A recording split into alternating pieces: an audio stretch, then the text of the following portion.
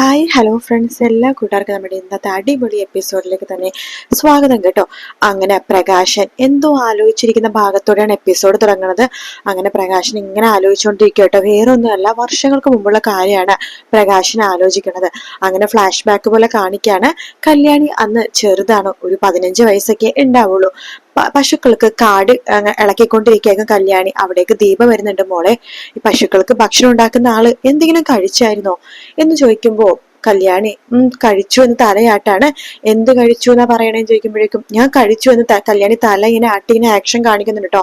മോൾ എവിടുന്നാ കഴിച്ചത്, സത്യം പറ എന്ന് പറയുമ്പോഴേക്കും ബാലമ്മാമ്മയുടെ വീട്ടിൽ നിന്ന് കഴിച്ചു എന്ന് കല്യാണി പറയുന്നുണ്ട്. ദീപ ചോദിക്കണ്ട്, ബാലേട്ടന്റെ വീട്ടിൽ നിന്ന് കഴിച്ചോന്നോ? എങ്കിൽ ഞാനൊരു കാര്യം ചെയ്യാം, ബാലേട്ടനോടൊന്ന് ചോദിച്ചു നോക്കട്ടെ മോൾ അവിടെ നിന്ന് കഴിച്ചോന്ന് എന്ന് പറയുമ്പോഴേക്കും കല്യാണി ഒന്നും മിണ്ടുന്നില്ല കേട്ടോ. ദീപ പറയുന്നുണ്ട്, എനിക്ക് മനസ്സിലായി മോളെ, മോളൊന്നും കഴിച്ചിട്ടില്ലെന്ന്. പശുക്കൾക്ക് കാടി കലക്കുന്ന സമയത്ത് അതിൽ നിന്നെടുത്ത് കഴിക്കണത് ഞാൻ കണ്ടിരുന്നു. മോളെ, എന്റെ മോള് ഭയങ്കരമായിട്ട് കഷ്ടപ്പെടുന്നുണ്ട്. അപ്പോഴേക്കും കല്യാണി അമ്മ കഴിക്കാൻ വേണ്ടി പറയാണ്. മോള് കഴിക്കാതെ അമ്മ എങ്ങനെയാ മോളെ കഴിക്കുക? അമ്മക്ക് വിശപ്പൊന്നും ഇല്ല മോളെ, ഭക്ഷണം കഴിച്ചാലും അത് ഇറങ്ങില്ല. എന്റെ മോള് ഇവിടുന്ന് കഷ്ടപ്പെടുവല്ലേ.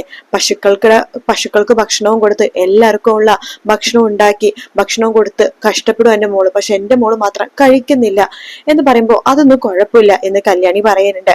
ആ സമയത്ത് ദീപ പറയണ്ട, മോളെ ഇപ്പൊ അച്ഛനും അമ്മമ്മയൊന്നും ഇവിടെ ഇല്ല, മോള് വാ, മോൾക്ക് എന്തെങ്കിലും ഭക്ഷണം ഞാൻ തരാം. വേണ്ട എന്ന് കല്യാണി പറയുമ്പോ അത് പറഞ്ഞാൽ പറ്റില്ല മോളെ, ആരുമില്ല ഈ സമയത്തല്ലേ എന്തെങ്കിലുമൊക്കെ കഴിക്കാൻ പറ്റുള്ളൂ, മോള് വാ. വേണ്ട വേണ്ട എന്ന് കല്യാണി പറയുമ്പോൾ നിർബന്ധിച്ച് ദീപ ഡൈനിങ് ഹാളിലേക്ക് പോകണം. അപ്പോഴേക്കും പശു ഇങ്ങനെ കരയുന്നുണ്ട്. കല്യാണി പശു കരയുന്നുണ്ടെന്ന് പറയുമ്പോൾ അവര് കരഞ്ഞോളൂ, അവർക്ക് രാവിലെ ഭക്ഷണം മോള് കൊടുത്തല്ലേ, ഇനിയിപ്പോ ഒരു 10:30 ആകുമ്പോ കൊടുത്താൽ മതി, മോൾ ആദ്യം കഴിക്കേ എന്ന് പറയാണ്. വേണ്ട വേണ്ട എന്ന് പറയുമ്പോഴേക്കും മോളെ കഴിക്കും മോളെ എന്ന് പറയാണ്. പാവം എന്റെ മോൾക്ക് ഒരു ഏത്തപ്പഴം പോലും കഴിക്കാനുള്ള ഇത് കിട്ടുന്നില്ലല്ലോ എന്നൊക്കെ പറഞ്ഞിട്ട് ദീപക് വിഷമിക്കാട്ടോ. മോൾ വിട്ടിരിക്കെ, അമ്മ തരാം എന്ന് പറഞ്ഞിട്ട് 2 കഷ്ണം പുട്ടും ഇച്ചിരി കറി ഒഴിക്കുകയാണ്. ശേഷം കല്യാണി അത് കഴിക്കാൻ പോകുമ്പോഴേക്കും ദീപ പറയണ്ട്, മോളെ അമ്മ മോൾക്ക് വാരി തരട്ടെ, എത്ര നാളെ അമ്മ മോൾക്ക് വാരി തന്നിട്ട്, അമ്മ വാരി തന്നോട്ടെ എന്ന് ചോദിക്കുകയാണ്. കല്യാണി ആന്ന് പറയുന്നുണ്ട്. അങ്ങനെ ദീപ ആദ്യം തന്നെ ഒരു ഉരുള പുട്ടെടുത്തിട്ട് നന്നായിട്ട് കയ്യിലിട്ട് ഇങ്ങനെ കുഴക്കാണ്. കല്യാണിക്ക് വായിൽ വെച്ച് കൊടുക്കാൻ പോണ സമയത്ത് തന്നെ പ്രകാശനും അമ്മമ്മയും അങ്ങോട്ടേക്ക് വന്നിട്ട് ദീപയുടെ കയ്യിലുള്ള ആ ഭക്ഷണം തട്ടിക്കളയാട്ടോ. അതിനുശേഷം അവിടെ ഡൈനിങ് ഹാളിൽ വെച്ച ഭക്ഷണം എല്ലാം തന്നെ നിലത്തേക്ക് ഇടാണ്. എടി, ഞാനും എന്റെ അമ്മ ഇല്ലാത്ത സമയത്ത് നീ നിന്റെ ഈ വൃത്തികെട്ട മോളെ ഡൈനിങ് ഹാളിൽ വരെ കയറ്റിയിരുത്താനായിട്ട് നീ ആയല്ലേ, എന്നിട്ട് അവൾക്ക് ഭക്ഷണം എടുത്ത് കൊടുത്തിരിക്കുന്നു. എന്റെ മോൻ കഴിക്കേണ്ട ഭക്ഷണമാണ് നീ ഇവൾക്ക് എടുത്ത് കൊടുത്തിരിക്കുന്നത് എന്ന് പ്രകാശം പറയുമ്പോ ദീപ പറയണ്ട, മോനുള്ള ഭക്ഷണം അവിടെ ഉണ്ട് പ്രകാശേട്ടാ. അതെ, ഈ വീട്ടിലെ ഭക്ഷണം എല്ലാവേ എനിക്കും എന്റെ അമ്മക്കും എന്റെ മോനുള്ളതാണ്, അല്ലാതെ ഇവൾക്കുള്ളതല്ല. ഇവൾക്കുള്ള ഭക്ഷണം ഉണ്ടല്ലോ, പശുക്കളുടെ കാടിവെള്ളം, അത് കുടിച്ചാ മതി. നീ പറ്റുമെങ്കിലേ ദീപേ ഒരു കാര്യം ചെയ്, പശുക്കളുടെ കാടിവെള്ളത്തിൽ ഇവള് കുടിക്കുന്ന സമയത്ത് കുറച്ച് വിഷം കലക്കി അങ്ങോട്ട് കൊടുക്ക്, ഇവള് മരിക്കട്ടെ എന്ന് പറയാണ്. എന്താ പ്രകാശേട്ടാ, ഇതെന്റെ മോളല്ലേ? അതെടി, നിന്റെ മാത്രം മോളായത്. ഈ നശൂലത്തെ കണ്ട എനിക്ക് ഭ്രാന്ത് പിടിക്കും എന്ന് പറയാണ്. എന്തായാലും ഇതിനുള്ള ശിക്ഷ ഞാൻ ഇവൾക്ക് കൊടുത്തിരിക്കും എന്ന് പറയാണ്. ശേഷം വാടി വാടി എന്ന് പറഞ്ഞിട്ട് കല്യാണിനെ പിടിച്ച് വലിക്കാട്ടാ. അപ്പൊ അമ്മമ്മയും പോകുന്നുണ്ട് കൂടെ. അവള് പുഴയിലേക്ക് എറിഞ്ഞ് കൊല്ലടാ, ചെറുപ്പത്തിൽ എറിഞ്ഞ് കൊല്ലാൻ പോയതാ, അന്ന് ഇവള് സമ്മതിക്കാത്തതുകൊണ്ടാ പുഴയിൽ എറിയാൻ പറ്റാത്തത്. എടാ, ആ വിഷമം എന്ന് തീർക്കാടാ, പുഴയിലേക്ക് എറിഞ്ഞ് കൊല്ലടാ അവളെ. പിന്നെ അവളുടെ കയ്യിരുത്തി കിടക്കുന്ന മണി കണ്ടില്ലേടാ, ആ മണി കാരണമാണ് ഇവള് രക്ഷപ്പെട്ടു പോണത്, ആ മണി പൊട്ടിച്ച് കളയടാ പ്രകാശ എന്ന് അമ്മമ്മ പറയാണ്. പ്രകാശൻ ആ മണി ഇങ്ങനെ പിടിച്ചു വലിക്കുമ്പോഴേക്കും ദീപ പറയണ്ട, വേണ്ട പ്രകാശേട്ടാ, വേണ്ട പ്രകാശേട്ടാ, അങ്ങനെ ചെയ്യല്ലേ പ്രകാശേട്ടാ എന്ന് പറയുമ്പോ പ്രകാശൻ ആ മണി എടുത്ത് കഴുത്തിന് അത് പൊട്ടിക്കാട്ടോ. ശേഷം അത് ചുരുട്ടി കൂട്ടിയിട്ട് കാട്ടിലേക്ക് എറിയാണ്. എന്നിട്ട് കല്യാണിനെ പറയണ്ട്, പുഴയെ ചാടി വന്ന് തള്ളാൻ പോകുമ്പോഴേക്കും പെട്ടെന്ന് തന്നെ ദീപ പ്രകാശന്റെ കാലി വീണ്, വേണ്ട പ്രകാശട്ട, വീട് പ്രകാശട്ട, എന്റെ മോളെ വീട് പ്രകാശട്ട എന്ന് പറയുമ്പോഴേക്കും നീയും കൂടി എന്നാ ചാടി എന്ന് അമ്മൂമ്മ പറയാണ്. എന്റെ മോൾക്ക് എന്തെങ്കിലും സംഭവിച്ചാൽ ഞാനും മരിക്കും, പ്രകാശട്ട ഒന്നും ചെയ്യല്ലേ പ്രകാശട്ട എന്ന് പറയുമ്പോ കല്യാണിനടുത്ത് പ്രകാശം പറയുന്നുണ്ട്, എടി നശൂലമേ, നിന്റെ മുഖം കാണരുതെന്ന് ഞാൻ പറഞ്ഞിട്ടില്ലേ, വീണ്ടും എന്റെ അടുത്തേക്ക് വന്നിരിക്കുക അവള്, ഷേ എന്ന് പറഞ്ഞിട്ട് നമ്മുടെ അമ്മൂമ്മനെയും കൂട്ടിക്കൊണ്ട് പ്രകാശം പോകാൻ പോകുമ്പോ ദീപ എടുത്ത് പറയണ്ടേ, ഇനി മേലാല് നിന്റെ മോളെ നീ പച്ചവെള്ളം കൊടുത്തു എന്ന് പറഞ്ഞാൽ ഞാൻ നിന്നെ വെച്ചേക്കില്ല എന്നൊക്കെ പറഞ്ഞിട്ട് പ്രകാശനും അമ്മമ്മയും കൂടി അവിടെ നിന്ന് പോകുന്നുണ്ട് കേട്ടോ. അവര് പോയി കഴിയുമ്പോഴേക്കും ദീപ പെട്ടെന്ന് ആ കാട്ടിലൊക്കെ തപ്പിത്തടവുമാണ്.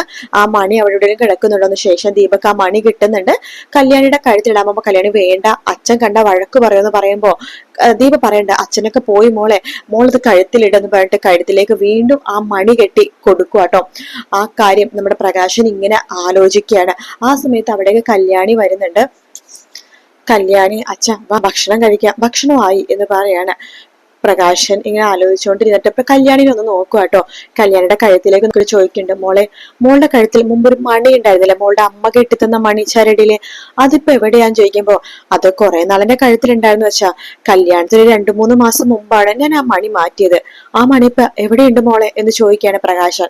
അത് നമ്മുടെ അമ്പലമില്ലേ ആൽത്തറ, അതിൽ കുറെ മണികൾ തൂക്കിടാറുണ്ടല്ലോ, ആ കൂട്ടത്തിൽ എന്റെ കഴുത്തിലെ മണി ഞാൻ തൂക്കിയിട്ടു വെച്ചാ. അപ്പോ ആ അമ്പലത്തിൽ ഇപ്പോഴും ആ മണി ഉണ്ടാവോ ആൽത്തറയില്? ഉണ്ടല്ലോ വെച്ചാ, ഇടയ്ക്ക് ഞാൻ അത് പോയി കാണാറുണ്ട്. ആ മണികളുടെ കൂട്ടത്തിൽ ആ മണി ഞാൻ ജസ്റ്റ് ഒന്ന് അടിക്കാറുണ്ട് അച്ഛാ എന്ന് പറയാണ്. മോളെ, എങ്കിൽ നമുക്ക് അമ്പലം വരെ ഒന്ന് പോയാലോ? എന്തിനാച്ചാ? എനിക്ക് ആ മണി ഒന്ന് കാണണം മോളെ എന്ന് പറയാണ്. ശരി, എന്നാ ഭക്ഷണം കഴിച്ചിട്ട് നമുക്ക് പോകാം എന്ന് പറയുന്നുണ്ട്. ശരിയെന്ന് പ്രകാശനും പറയുന്നുണ്ട്. അതിനുശേഷം കാണിക്കുന്നത് ഗംഗപ്രസാദിനെ സ്റ്റെഫീനെയാണ്. രണ്ടുപേരും കൂടി വൃദ്ധരുടെ വേഷം കെട്ടി കറുപ്പൊക്കെ ഇട്ടിരിക്കാട്ടോ. എന്നിട്ട് രണ്ടുപേരും പൊട്ടിച്ചിരിക്കുകയാണ്. അപ്പൊ ഗംഗപ്രസാദ് പറയുന്നുണ്ട്, ഞാനീ പോകുന്നിടത്തൊക്കെ നീ വരണ്ട സ്റ്റെഫി എന്ന് പറയുമ്പോ, അത് പറ്റില്ലടാ, നീ എവിടെ പോയാലും നിന്റെ കൂടെ ഇനി ഞാനും ഉണ്ടാകും, നിന്നെ ഒറ്റയ്ക്ക് വിടാൻ ഇനി കഴിയില്ലടാ, എനിക്ക് നിന്റെ കൂടെ എപ്പോഴും എന്തിനും ഞാൻ കൂടെ വേണം എന്ന് പറയുമ്പോ ഗംഗപ്രസാദ് പറയുന്നുണ്ട്, എടി സ്റ്റെഫി, നീ കൂടെ ഉണ്ടെങ്കിൽ എനിക്കൊരു പ്രത്യേക ധൈര്യമാണ്, ഞാൻ ചുമ്മാ പറഞ്ഞതാ നീ വേണമെങ്കിൽ വരണ്ടാന്ന്, നീ ഉണ്ടെങ്കിൽ എനിക്ക് പ്രത്യേക ഒരു ആത്മവിശ്വാസമാണ്. അല്ല, നമ്മുടെ ഈ വേഷം നമുക്ക് ഒന്നും കൂടി കണ്ണാടിയിൽ നോക്കിയാലോ എന്ന് പറയാണ്. അതിനെന്താ, നോക്കാലോ എന്ന് സ്റ്റെഫിയും പറയുന്നുണ്ട്. രണ്ടുപേരും കൂടി കണ്ണാടിയുടെ മുമ്പിൽ നിൽക്കുവാട്ടോ. എന്നിട്ട് പൊട്ടിച്ചിരിക്കുകയാണ്. രണ്ടുപേരുടെ വേഷം പരസ്പരം ഇങ്ങനെ നോക്കിയിട്ട് പൊട്ടിച്ചിരിക്കുകയാണ്. എങ്കിൽ നമുക്ക് പോകാം. എവിടേക്കാ നമ്മൾ പോണത്? അമ്പലത്തിലേക്ക്. അതിന് ഇന്ന് അവര് അമ്പലത്തിൽ വരോ? എടി, ചുമ്മാ ഉള്ള ദിവസങ്ങളിലൊക്കെ അമ്പലത്തിൽ പോകുന്നവരാണ്. രാവിലെ തന്നെ അമ്പലത്തിലേക്ക് പോകും ദൈവങ്ങളെ വിളിച്ചുണർത്താനായിട്ട്. അങ്ങനെയുള്ള ആൾക്കാര് ഈ മണ്ഡലമാസം ആകുമ്പോ അമ്പലത്തിൽ പോവാതിരിക്കോ? ഇല്ല, ഇരിക്കില്ല. അവരെന്തായാലും അമ്പലത്തിലേക്ക് വരും. നമുക്ക് വെറുതെ ഒന്ന് പുറത്തു ഇറങ്ങാലോ, നമുക്ക് എന്തായാലും അമ്പലത്തിലും പോയിട്ടൊന്ന് പുറത്തൊക്കെ ഒന്ന് പോയിട്ട് വരാം എന്ന് പറയാണ്.